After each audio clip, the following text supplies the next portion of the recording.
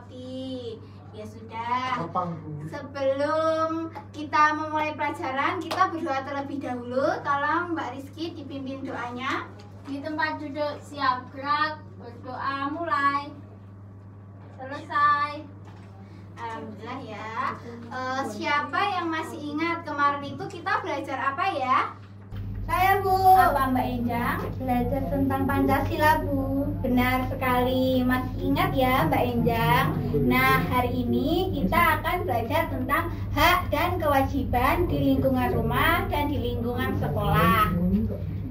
Ibu bacakan terlebih dahulu tujuan pembelajaran, yaitu peserta didik dapat memberikan contoh hak dan kewajiban sebagai anggota keluarga dan sebagai warga sekolah. Yang kedua, peserta didik dapat menyimpulkan hubungan antara hak dan kewajiban sebagai anggota keluarga dan warga sekolah dalam kehidupan sehari-hari. Yang ketiga, peserta didik dapat mengelompokkan hak dan kewajiban sebagai anggota keluarga dan warga sekolah dalam kehidupan sehari-hari. Sebelum itu kita akan menyanyikan lagu hak dan kewajiban di lingkungan rumah dan di sekolah. Nadanya naik becak ya teman-teman. Ya Bu. Pelan-pelan aja nadanya, nggak usah tinggi-tinggi.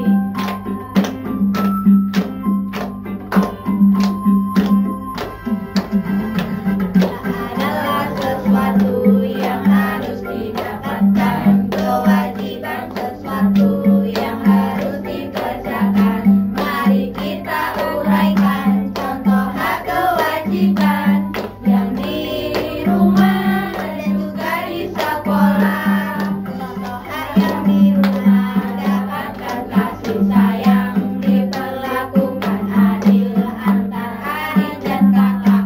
Sedangkan kewajiban yang harus dilakukan, belajar rajin, patuhi orang tua. Ayo, nafas dulu.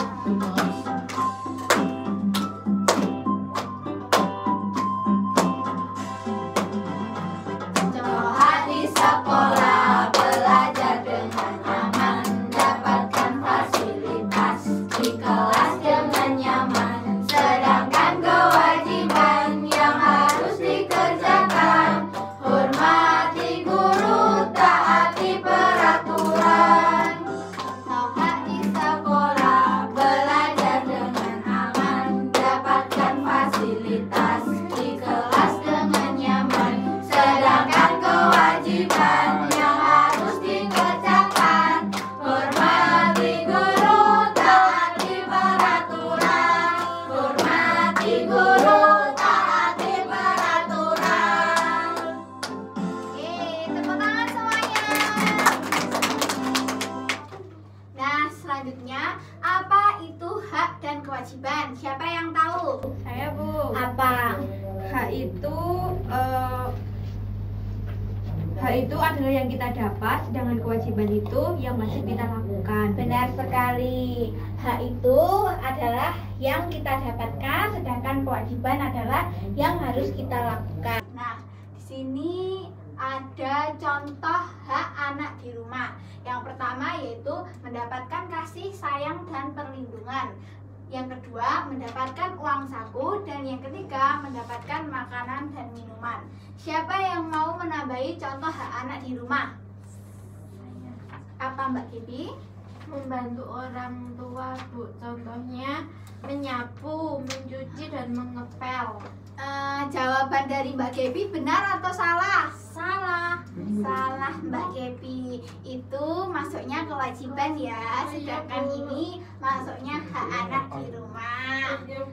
Oke, selanjutnya yaitu contoh kewajiban anak di rumah. Yang pertama, membersihkan kamar. Siapa yang di sini setiap bangun tidur atau mau berpergian membersihkan kamar? Saya. Semuanya membersihkan kamar ya? Iya. Itu wajib dilakukan supaya setelah kita sampai rumah kita bisa nyaman untuk beristirahat. Yang kedua yaitu membantu orang tua. Apa saja contoh membantu orang tua? Saya Apa Mbak Gebi? menyapu, mencuci, mengepel, menyiram tanaman Bu. Benar sekali. Terus yang ketiga, belajar dan mengerjakan PR. Jadi di rumah itu kita wajib belajar dan mengerjakan PR. Nah, PR itu kan pekerjaan rumah, jadi ya dikerjakan di rumah, tidak boleh dikerjakan di sekolah. Paham ya anak-anak? Paham, Bu. Selanjutnya yaitu contoh hak anak di sekolah. Yang pertama, mendapatkan materi dan nilai pelajaran. Yang kedua, menggunakan fasilitas sekolah. Siapa yang tahu apa saja fasilitas di sekolah? Ada yang tahu fasilitas di sekolah? Saya, Bu. Apa coba? Meja, kursi, papan tulis. Benar. Ada yang mau menambahkan fasilitas di sekolah? Saya, Bu. Apa Mas Okta? Perpustakaan, UKS, musola, dan kantin, Bu. Benar sekali. Itu tadi fasilitas yang ada di sekolah ya, yang bisa kita gunakan. Dan yang ketiga, mendapatkan bimbingan dari guru. Selanjutnya yaitu contoh kewajiban anak di sekolah. Yang pertama, belajar dengan tenang. Yang kedua, memakai seragam sekolah yang rapi. Dan yang ketiga, tertib mengikuti upacara bendera. Ada yang mau menambahi contoh kewajiban anak di sekolah apa saja selain 3 di atas? Ibu kasih waktu berpikir selama 1 menit. Tolong difikirkan ya, kewajiban anak di sekolah itu apa? Sudah cukup waktu untuk berpikirnya? Oke, siapa yang menjawab? Coba Mbak Enjang. Mematuhi tata tertib sekolah, Bu. Benar sekali. Terus juga tambahan ya, menghormati guru di sekolah itu juga termasuk kewajiban. Terus selanjutnya, Apa saja manfaat menjalankan kewajiban? Siapa yang tahu apa saja manfaat menjalankan kewajiban? Saya, Bu. Apa? Manfaat menjalankan kewajiban itu hidup menjadi tenang dan kita menjadi bertanggung jawab. Seseorang menjadi Oke, benar sekali Mbak Azani. Tadi ya, bertanggung jawab dan hidup terasa nyaman. Serta tambahannya yaitu tidak mendapat teguran. Jika kita sudah melaksanakan kewajiban kita tidak akan mendapat teguran dari orang tua maupun dari guru. terus selanjutnya Ibu akan membagi kalian membagi 2 kelompok. Terus nanti mengerjakan tugas ya. Nanti setelah selesai langsung dikumpulkan saja di mejanya Bu Guru Sebenarnya ada mejanya di ruang kantor. di rumah apa di kantor? Di kantor. Nanti dikerjakan ya setelah ini. Habis itu siapa yang mau menyimpulkan hari ini kita belajar apa saja?